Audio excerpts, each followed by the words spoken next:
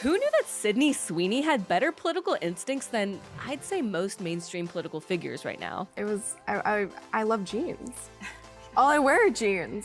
That's right. Everyone's favorite unapologetic it girl is back at it again. And amidst all the chaos in politics this past week, between the elections in Virginia, New York, New Jersey, the government shutdown, and general DC drama, you know what I'm talking about?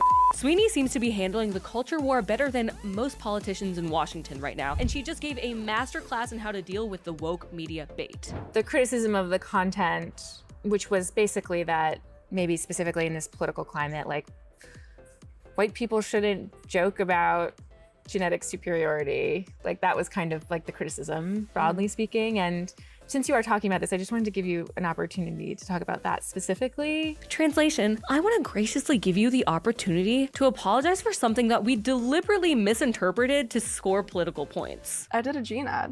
But instead of taking the bait, Sydney Sweeney just doesn't. I think that when I have an issue that I want to speak about, people will hear.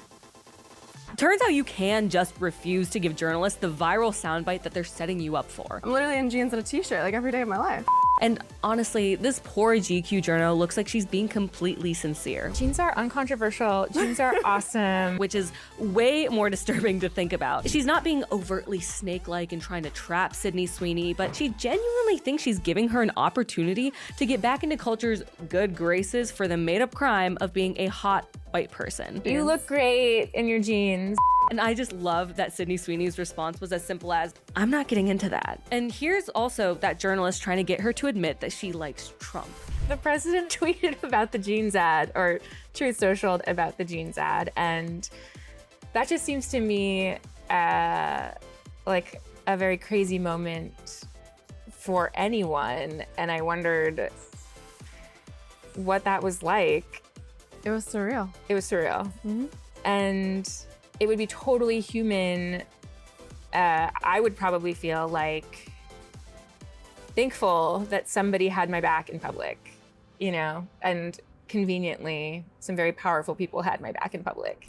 And I wondered if you felt that way.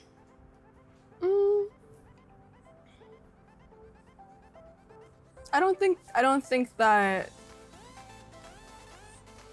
it's not that that feeling I didn't have that feeling, but I wasn't thinking of it like that, or like of any of it.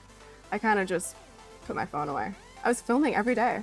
I'm filming Euphoria, so I'm working like 16-hour days, and I don't really bring my phone on set, so I work and then I go home and I go to sleep. So I didn't really see a lot of it. Imagine that, logging off.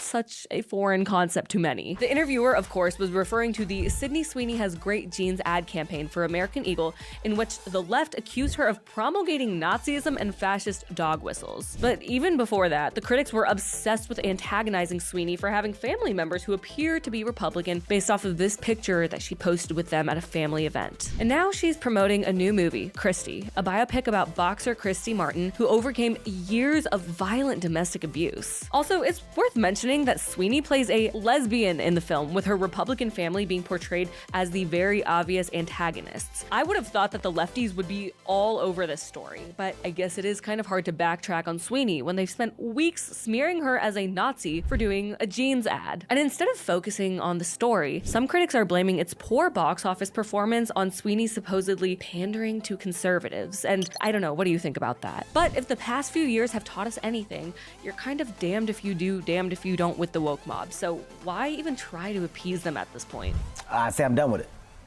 It gets no more energy from me. Sweeney and her PR team surely understand this. And despite a small vocal crowd slamming her for this response in this interview, an overwhelming amount of people are actually applauding her for the way that she handled this moment, engineered to make her fail. I mean, look at this side by side between Sweeney and her interviewer. Just looking at their body language alone, it's clear who's in control. And there is a lesson to be learned here. The best way to beat the outrage cycle is to simply not feed it. I'm not gonna be affected by that. How do you think Sydney Sweeney handled this?